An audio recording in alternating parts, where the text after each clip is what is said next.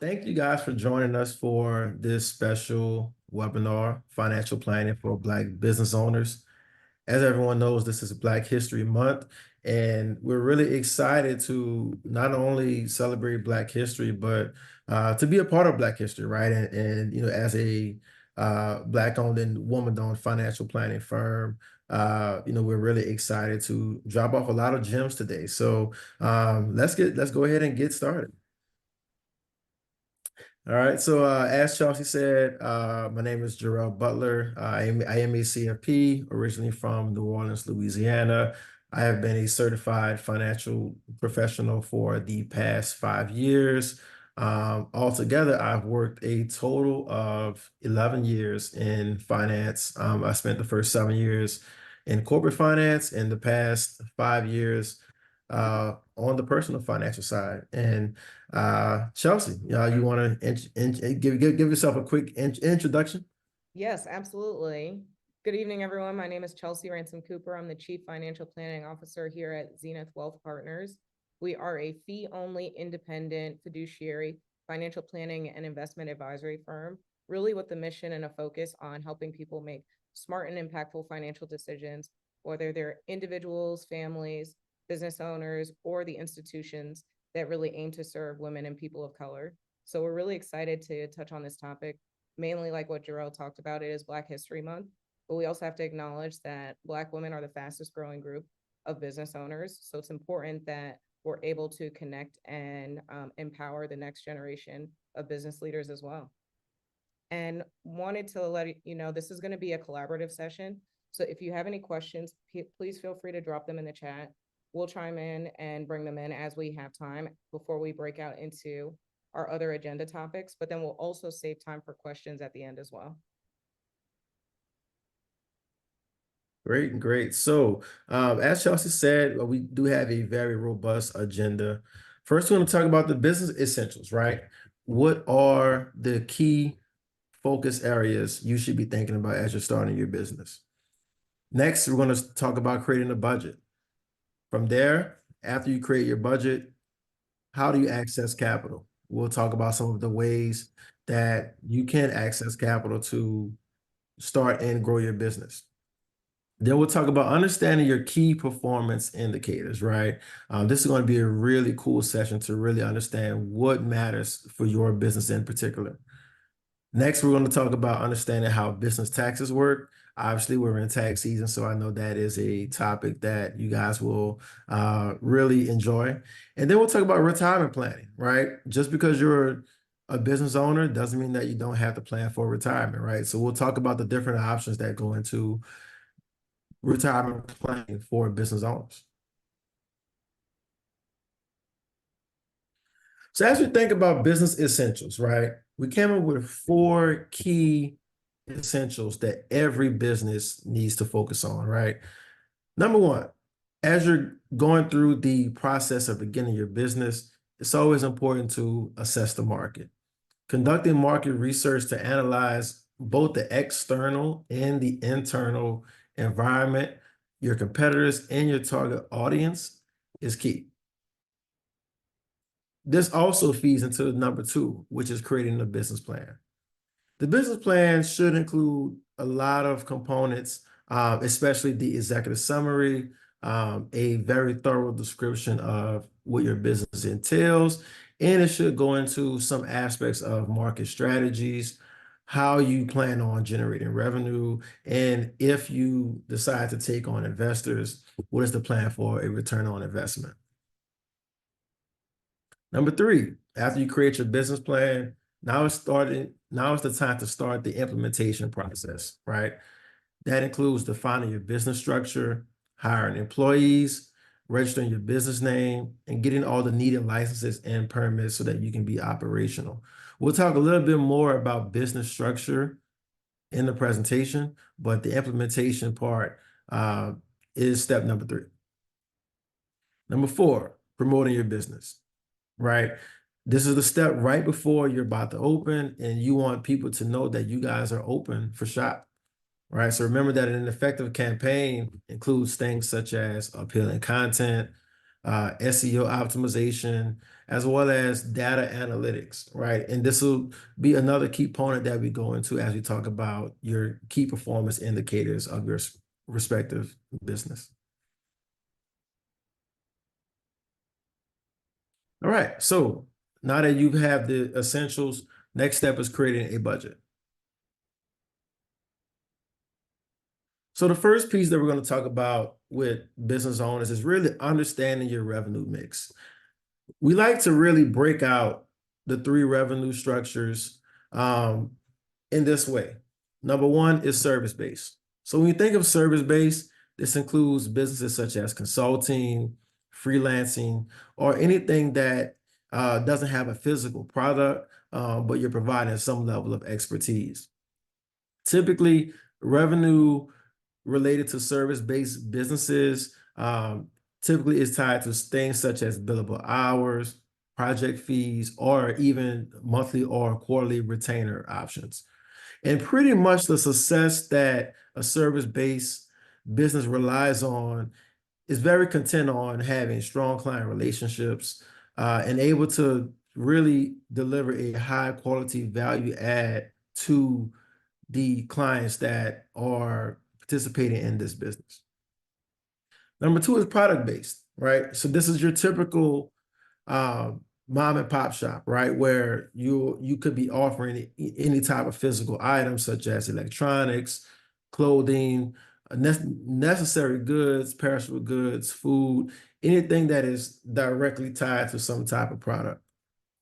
Typically, these revenue components have some type of cost of goods sold, meaning that they had to be cultivated before they could be delivered for sale.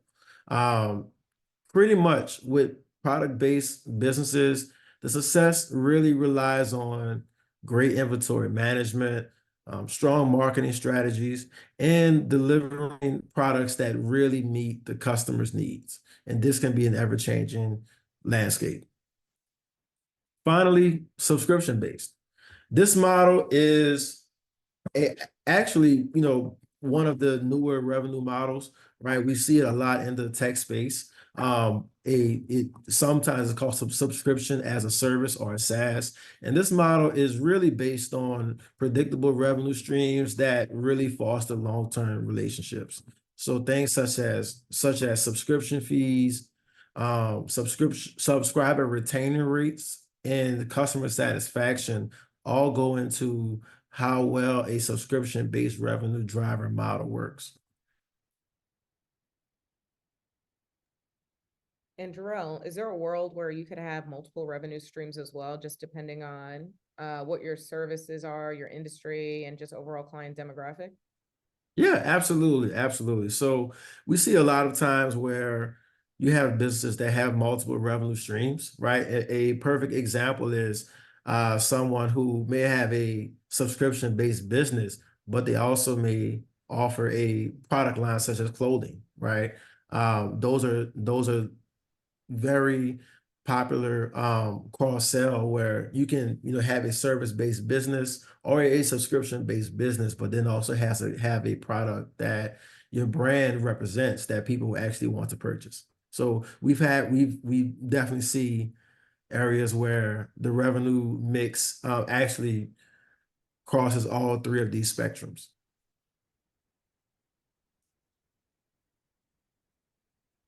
So as we talk about revenue, now let's move to expenses. We like to break expenses up into three buckets: fixed expenses, variable expenses, and taxes.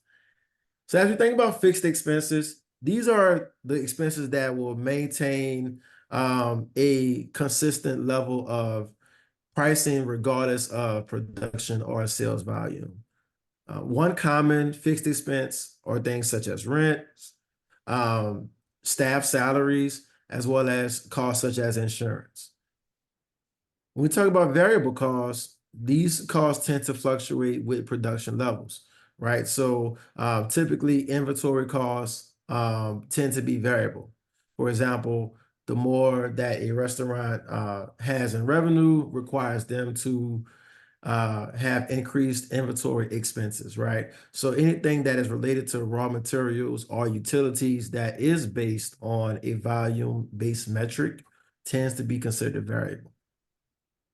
And then also we have taxes and fees, right? And taxes, we all know what taxes are from a general perspective, but uh, essentially from a business perspective, there are three types of taxes that businesses usually have.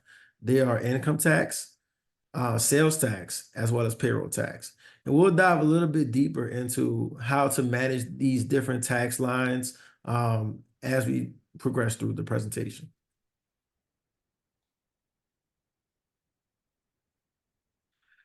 So now that we learned a little bit more about the revenue side and the expense side, let's talk about keeping records.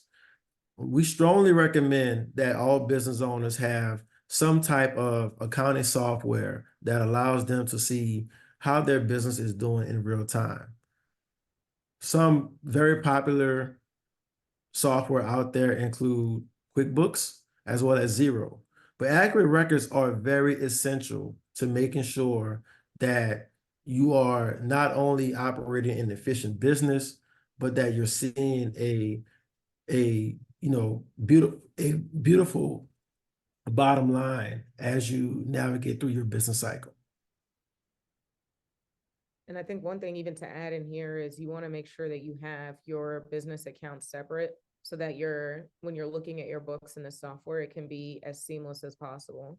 Because if you have things mixed in there that are personal travel or other things that you are trying to, work as a write-off, I think that is a separate conversation. We'll get to the tax side as well, but you really want to understand how much you have in expenses that are going towards generating new business and growing and scaling the practice versus ones that are an option for tax deductions and tax strategy.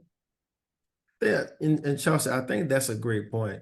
Oftentimes, we do see a lot of startups that, in the beginning, do not have separate business bank accounts, and that leads to commingling, right?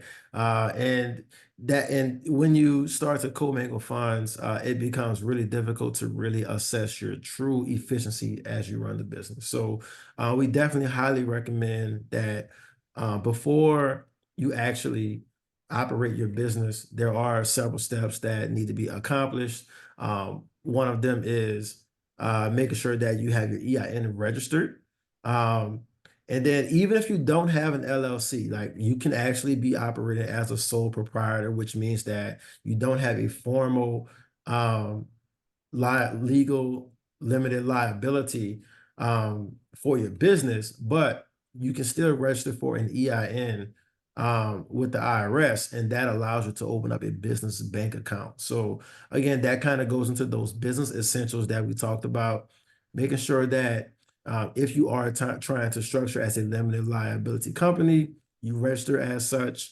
You register for an EIN with the IRS, and then you can go open up a business bank account to make sure that you're not commingling funds.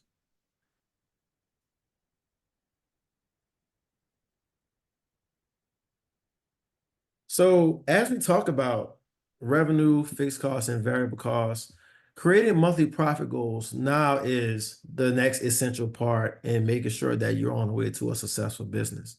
Oftentimes, when we think about a profit goal, um, businesses tend to uh, open up and then not really think about what their long-term goals is. So creating a monthly profit goal allows you to, number one, have accountability within your performance for your business, but then also be able to identify areas of improvement. And something even to keep in mind is understanding like what is a good target based on your business. So when you're doing that research that Jerel was talking about, understanding what your business plan is, understanding who your competitors are, it's important to know like what is an appropriate profit margin or percentage based on what your competitors are experiencing, based on your industry, and then anything more specific because it can vary, right? So if we think about Apple probably doesn't have the same profit margin as, McDonald's or something or a different industry. So these things are specific, like it's not cookie cutter, one size fits all. But you want to understand like what is an appropriate benchmark for you and your business, and then use that as a key to differentiate, but identify also like, is your business healthy, or are your expenses too high? Are your fixed costs too high? Are your variable costs too high? Or is revenue not high enough, right? Where you're not able to pay yourself what you're hoping. So once you have those benchmarks, that can also help you identify what your monthly profit goal should be. Absolutely. Before we switch over to access to capital, we did have a question in the chat that I wanted to bring up. So in regard to driving revenue, and if you have different revenue streams, right, how important is your brand as you're trying to identify different revenue streams or identifying how you may potentially want to change your business model? I think that's a great question. So as we talk about brand in relation to driving revenue, obviously we're in the social media era, right? And you know, social media has created an opportunity for businesses to really put their brand on Front Street and affect the business in a positive way. So as we think about the brand's importance to driving revenue, um, you know, we look at, for example, when we look at companies such as Blockbuster, right? We use Blockbuster in Netflix all of the time as a cautionary tale of changing business models, right? Back in the early 2000s, Blockbuster had most of the market share as it pertains to entertainment, right? Uh, they had a brick and mortar location. They had staff. Those costs were typical for a business in the early 2000s, but in the digital age, Blockbuster did not adapt to the changing environment. And, you know, as technology continues to increase, it is much more so important that businesses continue to evolve and not have a stagnant business model and be able to move with the times. And with those changing times comes changes to your revenue drivers. So having a brand that I think is flexible and adaptable to customer and client needs is essential in the 21st century.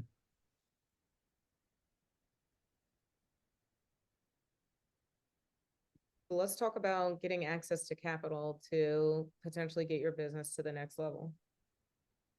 Sure, sure. So this is a common question that we get a lot. A lot of folks have wonderful ideas, right? But how do we get the capital to actually start up, and really fund out a great idea and turn it into a full-fledged business?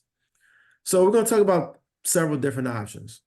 First is personal savings, right? So obviously this is the age-old strategy of starting a business, relying on your personal savings, tapping into different investment accounts that you may have set aside for this specific purpose.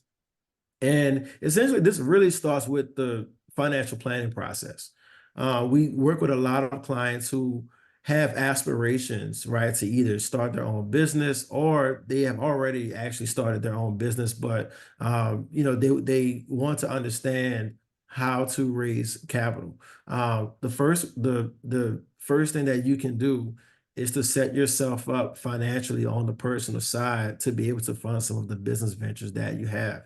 So first thing we tell clients is that make sure that you maintain a healthy emergency savings account that can not only suffice your monthly expenses, but as you begin to maybe start up a new business, you can use extra funds that you have saved over a period of time to help with some of those early startup costs, right? And then we don't tell clients to just, drop everything you're doing and start your business, right? I know that's kind of how it's drawn up in the movies, but don't feel afraid to take your time and be patient, right? As an entrepreneur myself, it took me maybe 2 years before I actually went full time with my own business. I stayed consistent with my daytime job, and I use those those funds generated from my salary to actually start up my own company, right? So personal savings is still a great way to start your business venture. You know, build a roadmap, figure out what your startup costs should be, and make sure that you're still living below your means so that you can contribute to savings accounts that can help to fund your business. I'm Lydia, it's Lydia. So I have a comment. So I'm launching my new business and I am using my personal savings. So Barron Consulting Group LLC.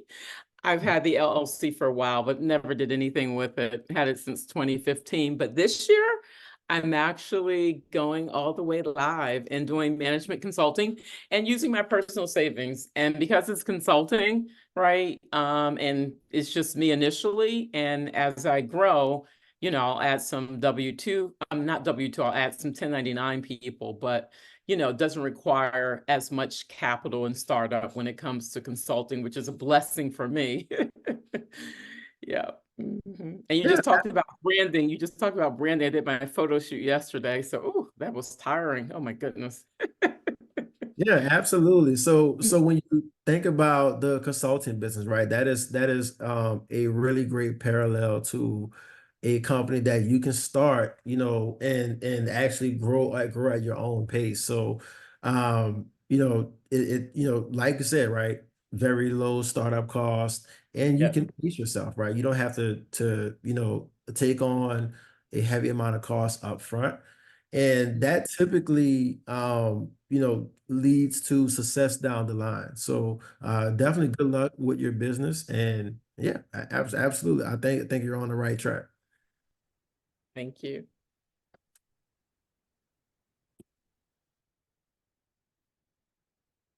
Chelsea, can you go back maybe one slide? I think I wanted to touch on some of the other avenues for funding your business. So we talk about personal savings, guys. Another one is angel investors, right? So angel investors are typically individuals who invest in early stage startups or small businesses, and they can offer either funding or valuable mentorship or relationships. This is really really prevalent in the startup tech world space, right? Where someone may have a great app idea, and their first round of funding tends to be friends and family. So angel investors, tend to be, again, people who really believe in the person, right? So the person themselves, puts out their business, and they can show that, hey, we have a really robust business plan. We've done the research, we've done all the groundwork, and we're relying on our close network to give us the startup capital to get going. We've also saw angel investors invest in brick and mortar companies as well. Whether it's a apparel line or a restaurant. Angel investing isn't just limited to the tech and startup world.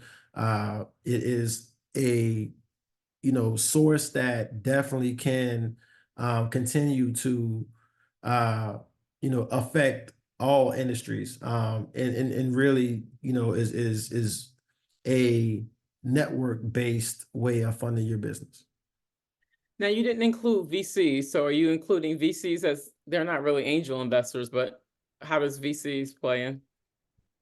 So I think VCs, I think when we talk about VCs, VCs are really focused, I think, on companies that necessarily not are in the startup phase, right? So when we think about seed funding, angel investors really play in that seed funding space.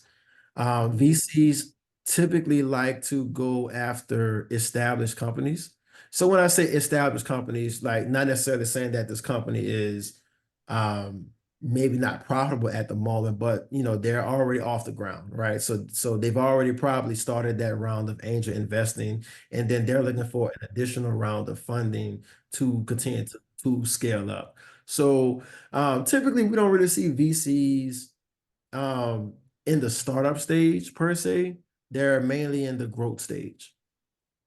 But there are a lot of companies that are really, I don't know if you want to call them VCs, but there are a lot of people that are looking to invest in Black startup businesses. So what are you calling them? I mean, because there are a bunch of them. I know quite a few of them actually. So what do you call those folks?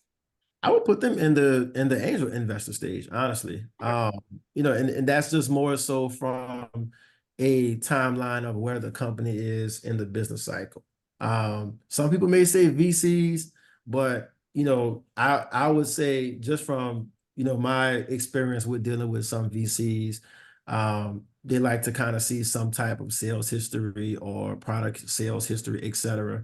But to your point, right? That is another avenue for funding, right? Especially for Black and brown business owners. There are a lot of funds, grants these days that Black business owners can apply for. One in particular that I think is really awesome is the Drew and Lauren Holiday Fund. So Drew Holiday, he is a NBA basketball player. He actually played for several teams: the Philadelphia 76ers, the New Orleans Pelicans, the Milwaukee Bucks. He's currently in Boston playing for the Boston Celtics. But in his first three cities, he really, has an affinity for investing in Black-owned businesses. So during the pandemic, him and his wife actually created the Drew and Lauren Holiday Fund, and they actually invest in 30 to 40 companies each year. And there are several different funds like this that are out there. So again, I would put them more in the angel investor category. But again, there are several different avenues of funding within that investor world. So great point. And that's And something we also finally, do here. Oh, go for it. yeah, so there's finally another source of funding is debt, which tends to be loans from banking institutions, right? And traditionally, loans have to be repaid back to the lender with interest. Typically, loans tend to be applicable for businesses that have strong financial histories and reliable revenue streams. So for example, if you're a restaurant that has been open for 2 or 3 years and you have consistent sales and revenue history, it may be easier for you to qualify for a bank product such as a loan than it would be a startup, right? Startups typically find better success dealing with investors, angel investors, grant funding, et cetera. So in this market, I will say, in the higher interest rate market that we're currently in, banks' requirements for lending have tightened up. So we're not seeing as much loan activity as we were maybe in the past 18 to 24 months. But as the economy begins to turn and continue to stay on the uphill climb, we think that bank funding and loans from banks can continue to be a viable avenue for businesses to fund. And I think it's also an opportunity for a lot of Black and women-owned businesses to look at private credit opportunities as well, even if they can't find loans from traditional banking or financial institutions, just because of we have to acknowledge the systemic racism that can also exist in these institutions. Do foresee that there will be opportunities for potentially private credit or private lending to business owners where they can get an attractive interest rate from people who understand and believe in their business, even when traditional financing opportunities don't exist.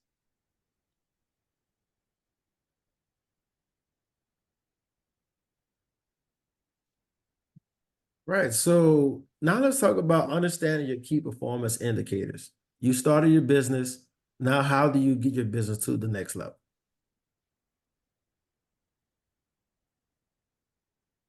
So key performance indicators are especially important if you want to run an efficient business. The first thing is understanding your most successful service or product. And you can do this by typically looking at three key inflection points within your business. Number one, understanding what's your best revenue driver. Number two, understanding your sales mix. Like what for the different offerings that you have, who is buying what product at what rate. And then understanding client feedback. What is the market saying? What do clients feel about the product that you're offering? And what improvements can they offer you so that you can continue to make sizable improvements to your revenue line? Now, as we talk about understanding where your business can improve, there are several different factors that you can look at that can tell you where your business is either excelling or struggling. One is the break-even point. Understanding where your break-even point is very crucial to becoming a profitable business. And break-even point is the point where you have sold enough of a certain service or product that it will cover your total expenses, right?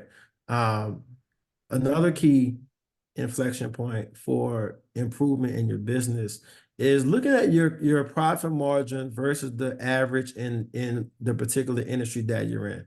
So Chelsea alluded to benchmark data earlier, right? And how important it is to understand your industry when you are creating your business.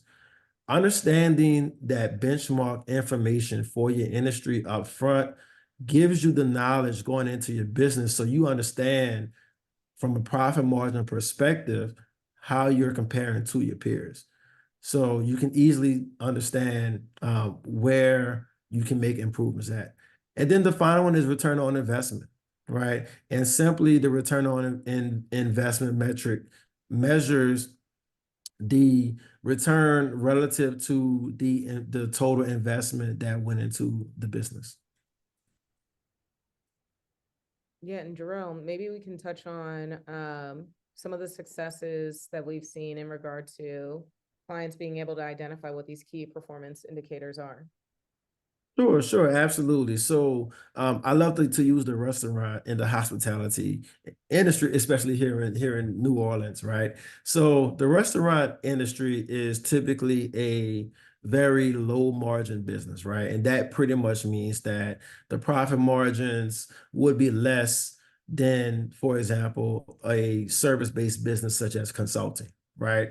So in a restaurant per se, a good profit margin would be 15 to 20% of your revenue would be, come back as a profit. So when you're looking at these different averages, right, if you're seeing that your profit margins are consistently under 15 to 20% for the hospitality industry, that may mean that you may need to make some adjustments to your business model, right? Is your pricing structure right?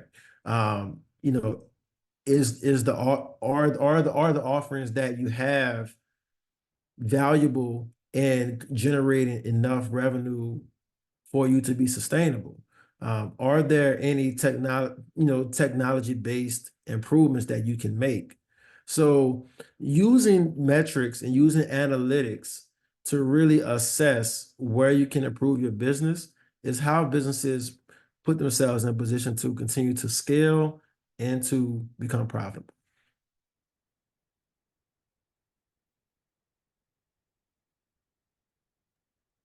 So again, as we talked about in our business essentials, business entity structure and taxes are very, very integral parts in running a successful organization. So let's get into some of the different business entity structures that you can choose. The first one is sole proprietorship. So a sole proprietorship is where one individual owns and operates the business, and they don't register the business as a company with the government, So it's an easy setup method, but they also carry the personal liability for any debts and obligations to the business. So pros, easy to set up, full control. Cons, there's unlimited liability for sole proprietors. Number two, an LLC. LLC stands for Limited Liability Company, and that essentially means that the company is considered separate from the personal owner, right? So the owners are shielded from any, from any personal liability for business debts and obligations, but they also still enjoy things such as the pass-through taxation for businesses. So you have the protection of liability. The liability is limited to the business itself, but you also get the benefits of the, pass-through taxation that comes with being a sole proprietor.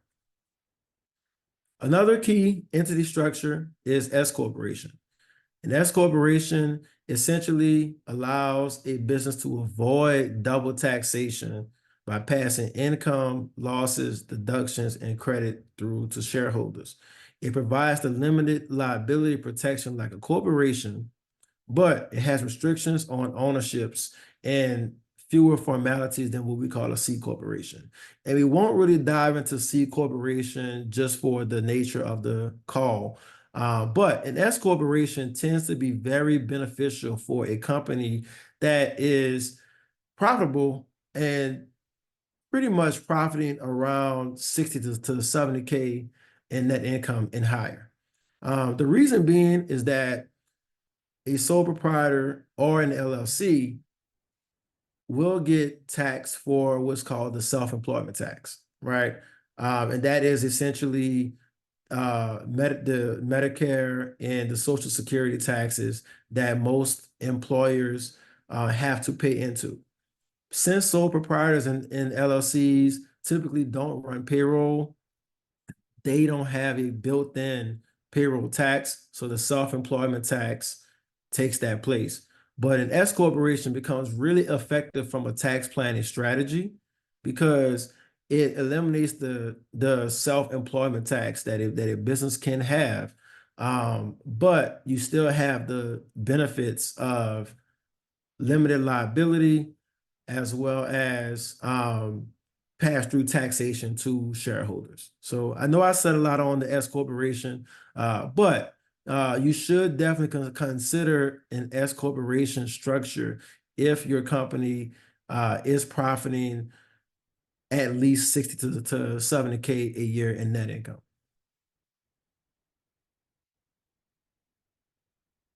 And I think something also to keep in mind is like, when you set up your business, it will evolve, right? So you might start in one entity, whether a sole proprietor, LLC, that's the most common place where a lot of businesses start. It could evolve to a S corp. It could even evolve to a C corp, which I know we didn't include, but that's more of a nuanced scenario. So it's important to understand where you start may not also be where your business ends as it continues to evolve and grow as well. Absolutely, Chelsea. And just to add another point, at Zenith, we do a lot of analysis with some of our small business owners. And oftentimes, we make the recommendation that a small business switches from an LLC to an S Corp for tax purposes. And we have seen examples of where an entity switch from an LLC to an S corporation can lead to thousands of dollars and taxes saved for the business. So understanding where you are in your business cycle is just as important as the revenue itself, right? And finding ways to make sure that you're protecting your net income and minimizing your tax liabilities. And Jerel, we have a question in the chat where they said, is there a threshold where it normally makes sense to transition to a S corp, or is it more nuanced? It's nuanced, but the rule of thumb that I typically stand by is when a business reaches a net income of $70,000 per year, we need to have an assessment on whether it makes sense to change your entity from an LLC to an S corporation. So that's a great question. Again, it is a bit nuanced depending on the type of industry that you're in. I typically say that that 70K mark is where it typically makes sense to look at to electing to file as an S corporation. Yeah, and I know we have our resident tax preparer in the chat as well, who also agreed and said 70 to 75K. So just to reiterate that, that's revenue minus expenses and then profit for the year. If you anticipate it to be roughly 70 to 75,000, should probably have a conversation either with one of us here at Zenith or with your tax professional to see if it makes sense to transition to an S corp. Let's go. All right, great. So that's a great segue, right, into taxes. So as we talked about, yeah, go ahead. Yeah, sorry, we just had one other question that came up where if you have a Delaware LLC, can you switch to an S corp for the current tax year? And I'm assuming for the current tax year means 2024. But I guess I'll ask on both sides for 2023 and for 2024. It's a great question. So in in my experience, the answer is yes to both.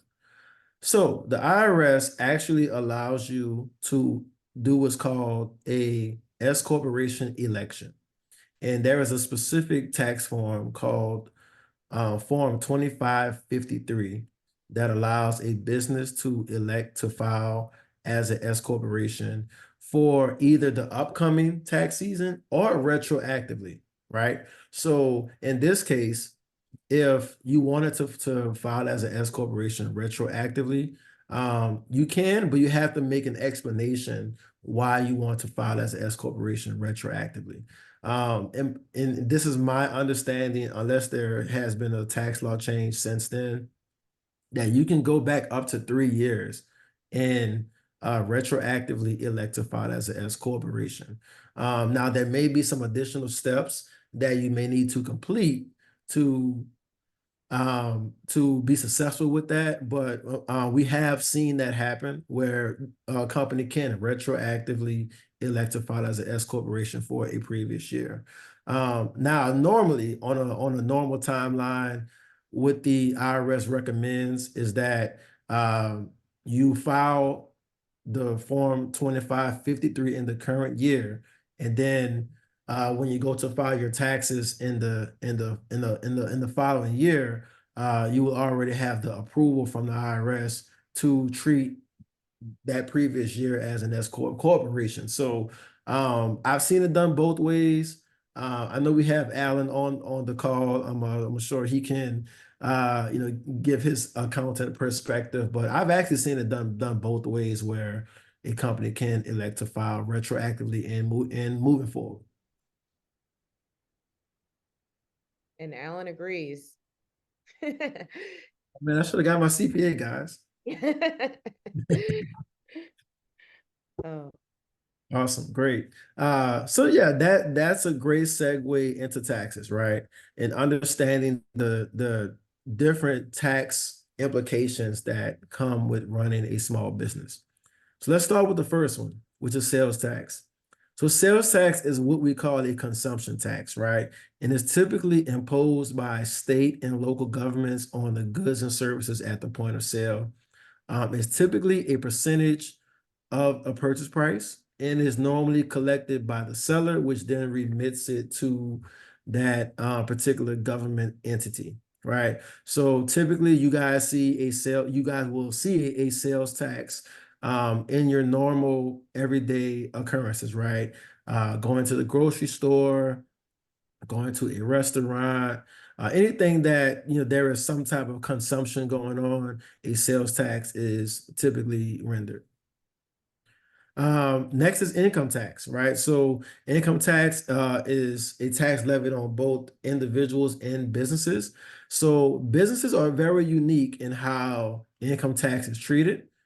So for example, with the different entities that we talked about, LLC and S corporation, um, any taxes that are applicable to the revenue that the company has generated gets passed on to the business owners or shareholders, right? It's called pass-through taxation, right? So the business itself doesn't pay the income tax, but that tax gets passed through to the owners, and the owners typically have what's called a K-1 that shows the amount of income generated that would then be taxed on their personal tax return. And then finally, there's the payroll tax. So as we talked about, there are taxes related to payroll on both the employer and employee side. Wages to fund certain programs such as Social Security and Medicare are paid by both employees and employers. And that tax equals 7.65%. It's often called the FICA tax. So if you're running payroll as a small business, not only do you have the actual employee expense, but you have to add 7.65% to account for payroll taxes. And that is typically paid on a quarterly basis to the government. All right, we have about 9 minutes left. So we're gonna head to our last section, but if anyone has any questions, feel free to drop them in the chat before our Q&A starts. All right, great. So as Chelsea said, this is going to be our last section, and it's on retirement planning. And I think the misconception is that as a small business owner, there aren't any options for retirement. And that is simply not true. Actually, I personally feel like being a business owner has a really great perks when it comes to creating a retirement plan. So the three that we're going to focus on are the solo 401k, the SEP IRA, and the Roth IRA. A solo 401k is a retirement plan that is specifically tailored for self-employed individuals. So as we talked about consultants, nurses, dentists who may, have a solo operation, anyone who's a 1099 employee is eligible to create a solo 401k. We really love solo 401ks here at Zenith because number one, they offer increased contribution limits and tax advantages, and you can contribute on both the employer and employee side. So we're a really big fan of solo 401ks. The next one is the SEP IRA, which stands for Simplified Employee Pension Individual Retirement Account, right? So SEP IRAs work very similar to solo 401ks in that you have high contribution limits and tax deductions. SEP IRAs have a slightly lower limit to contributions than solo 401ks. Not much difference from the inner workings of them. We tend to prefer solo 401ks over SEP IRAs because of the higher contribution limits that are available to the business owners. And finally, we have a Roth IRA, right? And Roth IRAs are actually after-tax contributions that grow tax-free, right? So the reason we added the Roth IRA component in here is that because you can actually do a combination of both tax-deferred retirement plans as well as after-tax retirement plans. And having a Roth IRA in your portfolio is really beneficial for the latter years of your life because, again, those earnings grow tax-free, right? So the Roth IRA limit this year is $7,000, but you can supplement that with the higher contribution limits that you have with the solo 401k.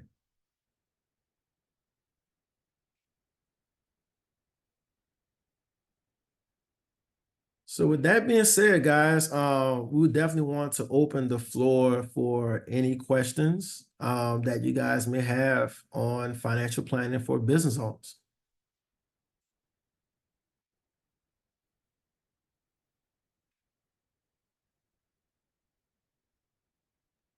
Jerel, we have one question here where they asked, who are some of the people as they're growing and scaling their business that they should have on their team? Great question. Great question. We recommend you at the very least have these three elements as a part of your team. A financial planner, a certified financial planner, an accountant, and a lawyer / estate planning attorney.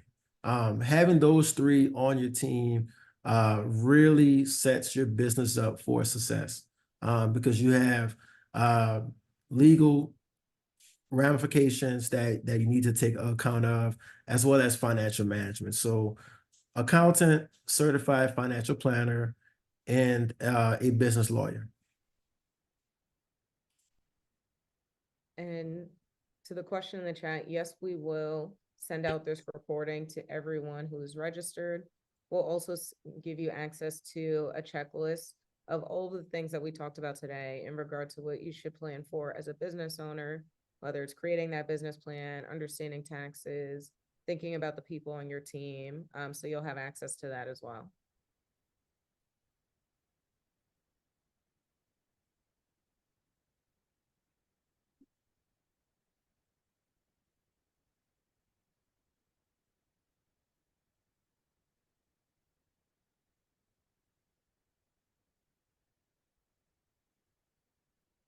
Any other questions?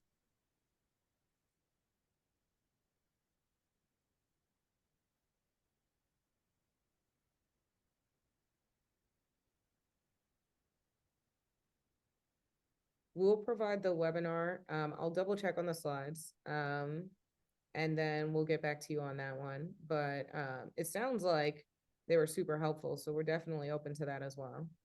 But if you want to learn more about our services or even just ask us questions as you're growing your business or anything that we talked about, feel free to scan the QR code.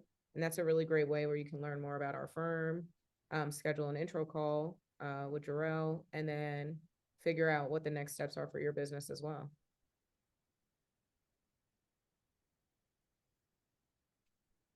So thank you everyone for joining us this evening. I know this is the first and definitely not the last session that we're going to do on this. And if anyone else has any other questions, last call for the chat. Otherwise, we'll email all of this information out. And you can also ask us any questions at that moment as well. Thank you, Jerel, for an awesome session. Thank you guys, and thank everybody for coming on the call. And we're definitely looking to doing a part 2.